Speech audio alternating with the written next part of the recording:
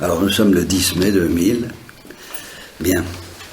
Alors cette conférence a été préparée par un certain nombre d'invitations privées que j'ai lancées à plusieurs d'entre vous. Mon idée, c'était ceci. C'est que je demande depuis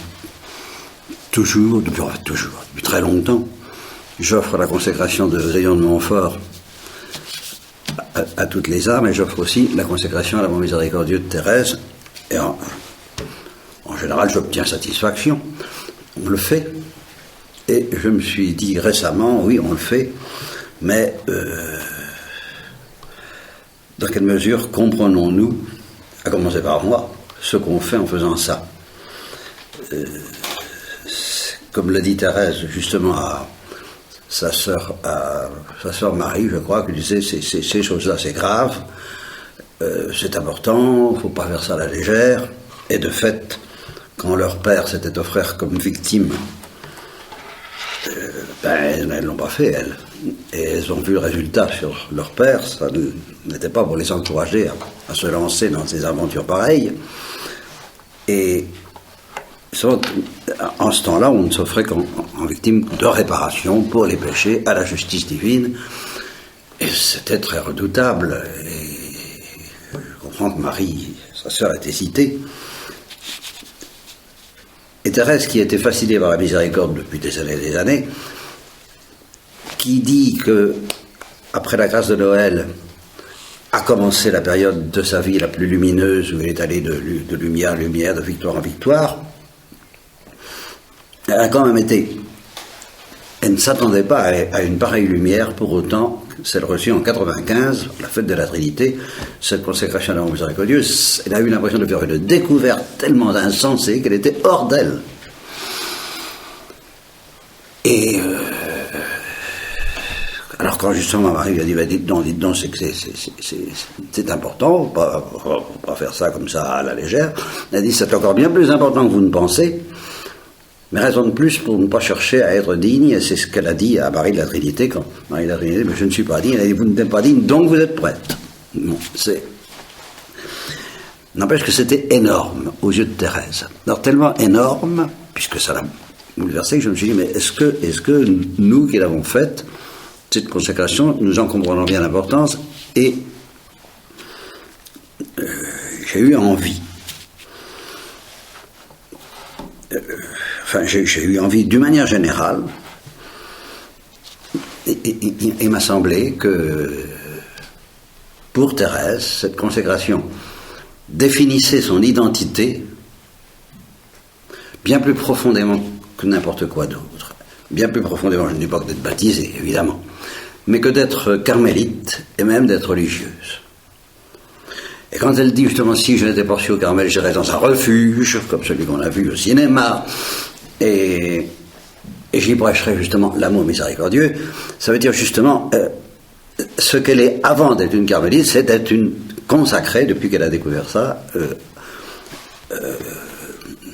comme victime de l'amour miséricordieux, de façon à devenir martyr de cet amour et à en mourir. Cette définition lui paraissait bien plus importante.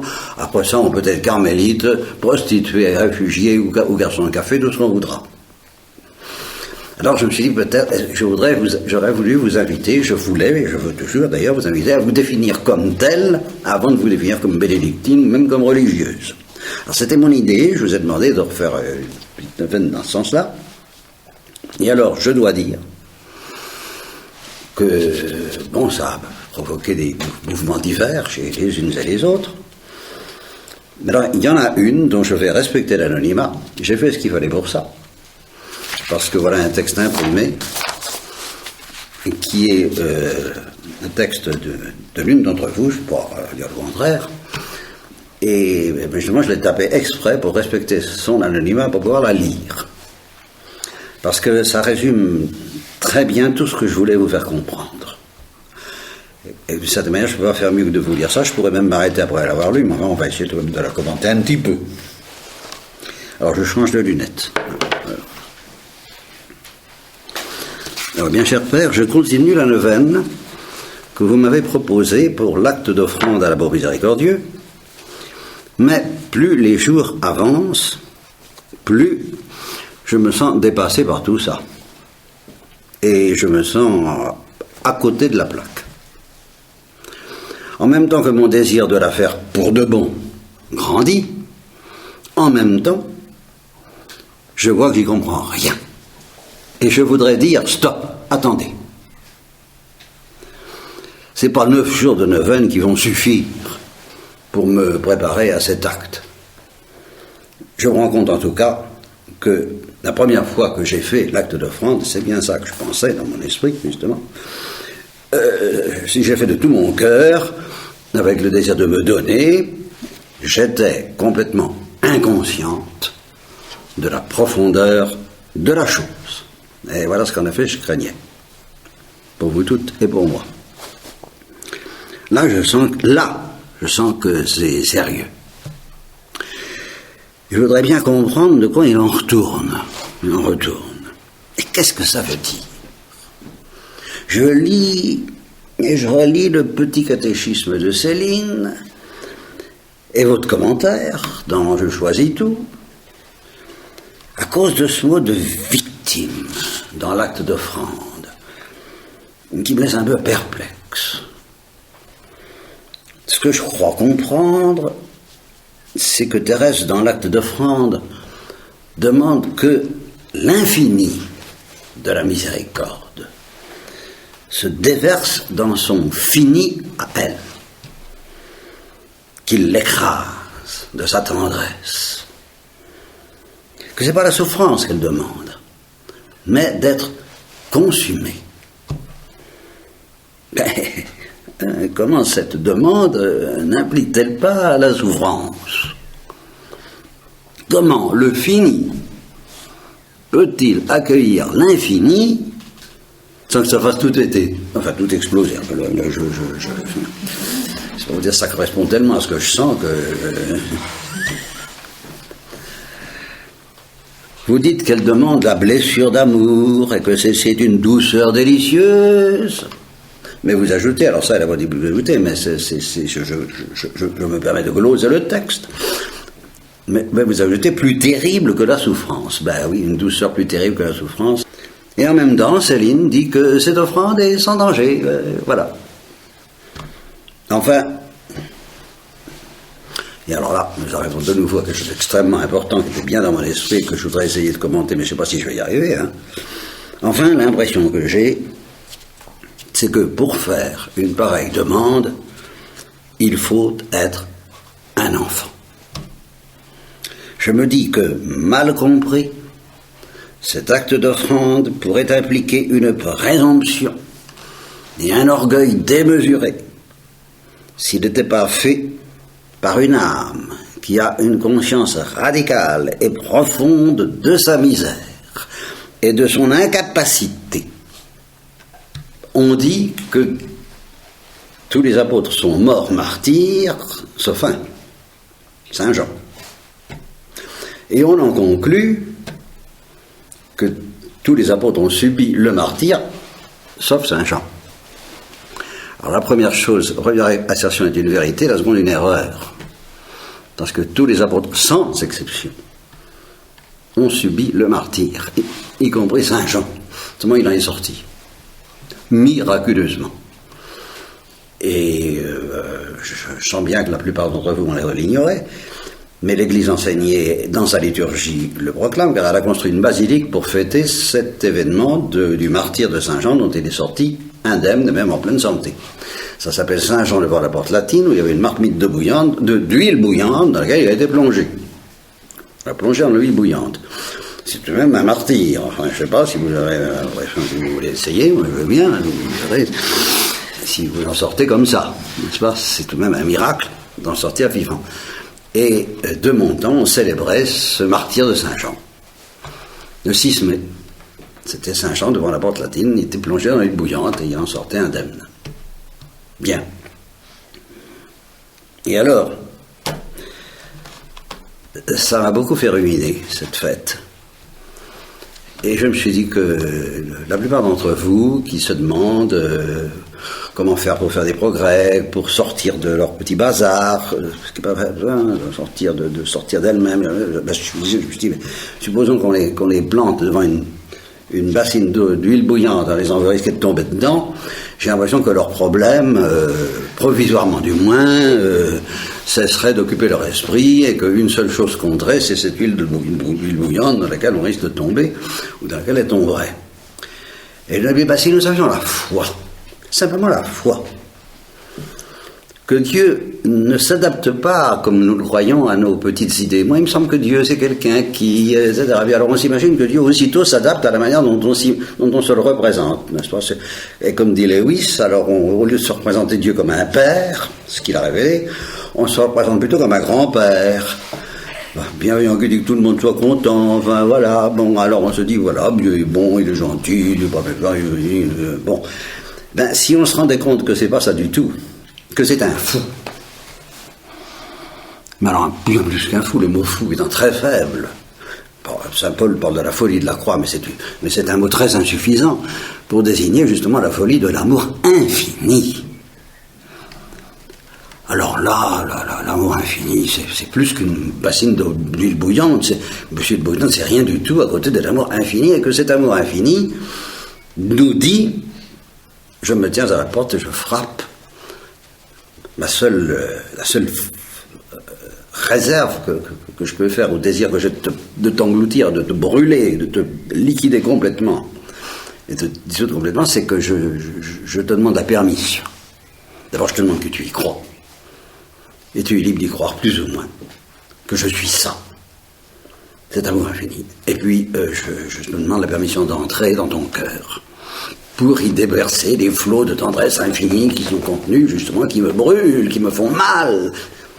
Et c'est pour ça que je souffre, parce que justement, j'arrive pas à me déverser comme je voudrais, parce que je me suis condamné à obéir à la liberté des hommes, de servir demain, car j'ai quelque chose à vous dire là-dessus. Et alors, je ne peux pas rentrer si tu ne m'ouvres pas la porte de ton cœur, je peux pas.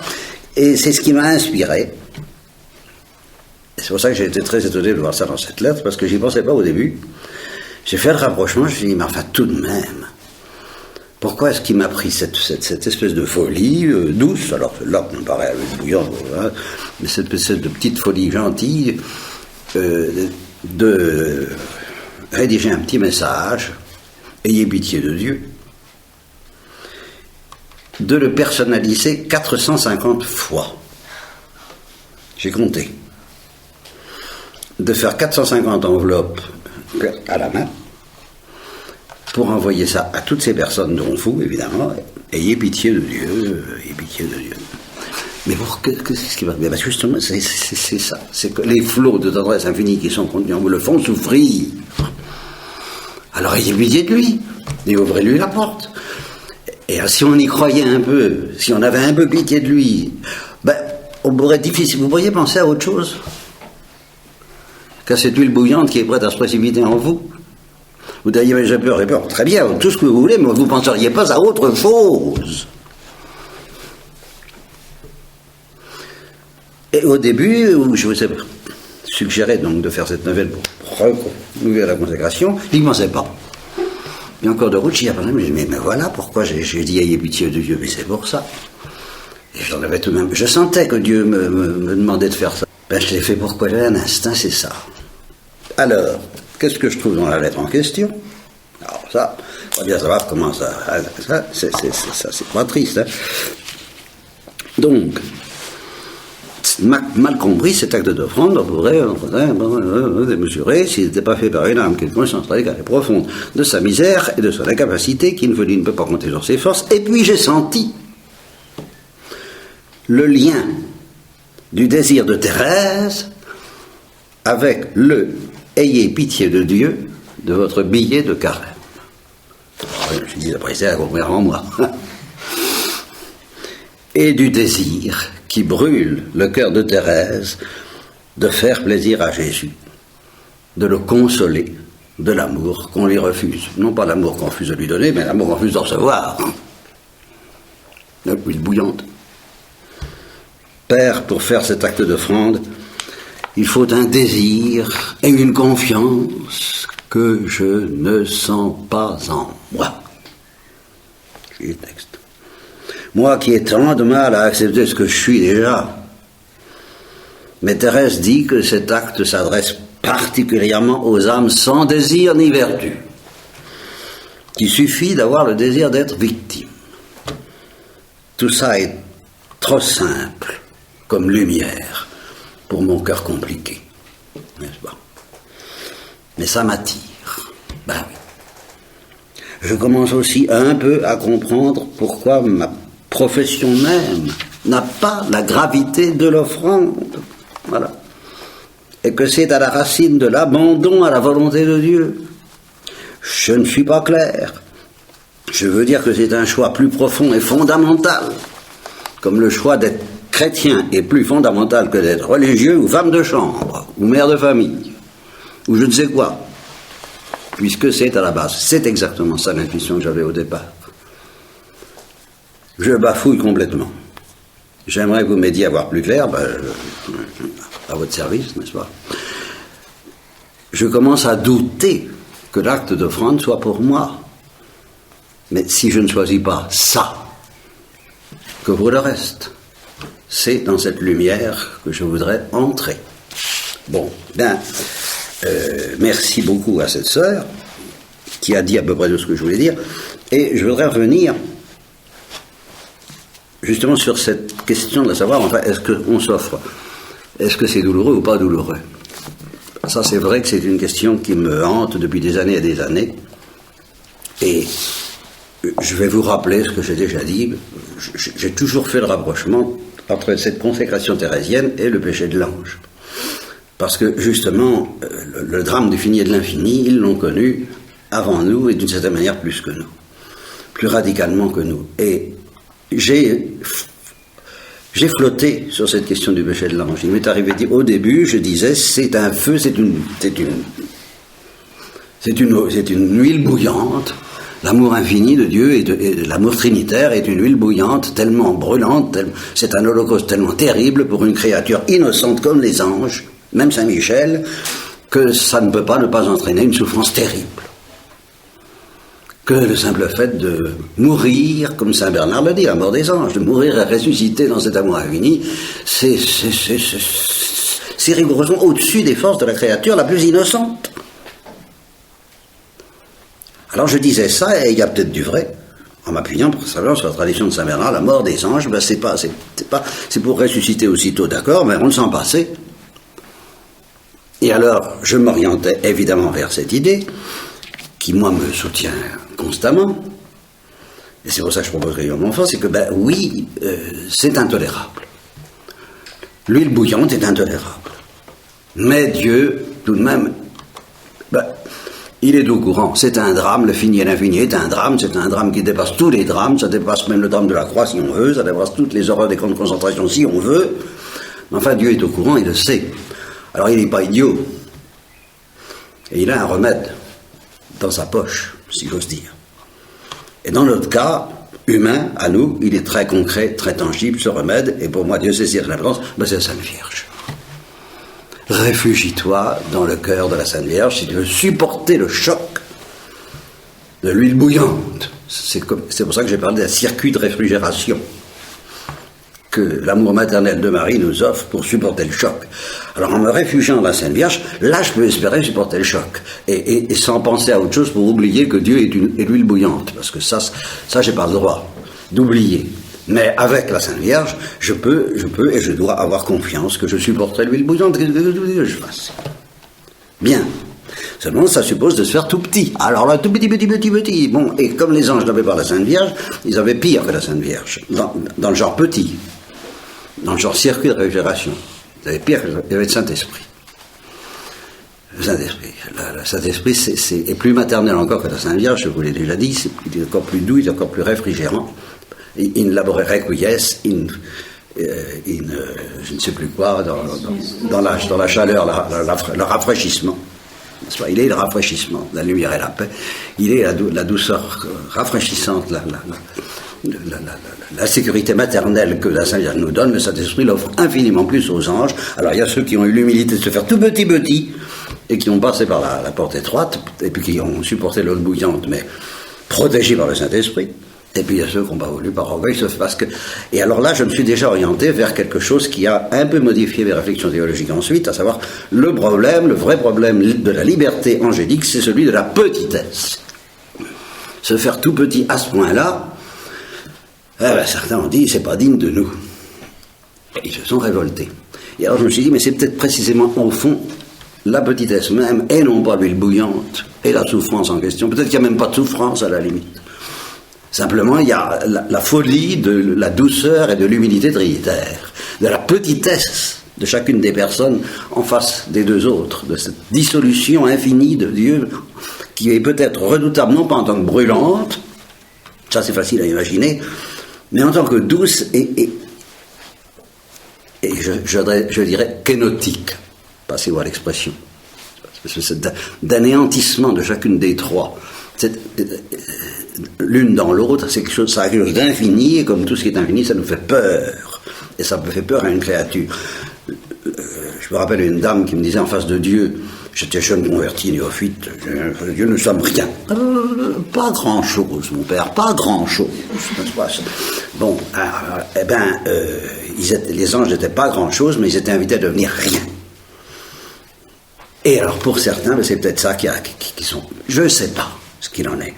Que ce soit comme remède à l'huile bouillante, ou que ce soit tout simplement parce que pour entrer dans le dialogue trinitaire, il faut n'être rien, de toute façon, certains ont pas marché devant cette grandeur, et d'autres ont marché.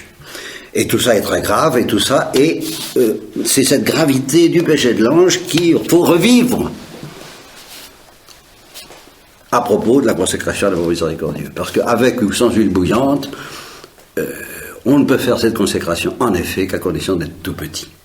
Et là, bon, je ne vous ai dit que la moitié des choses, ça fait combien de temps que je parle ?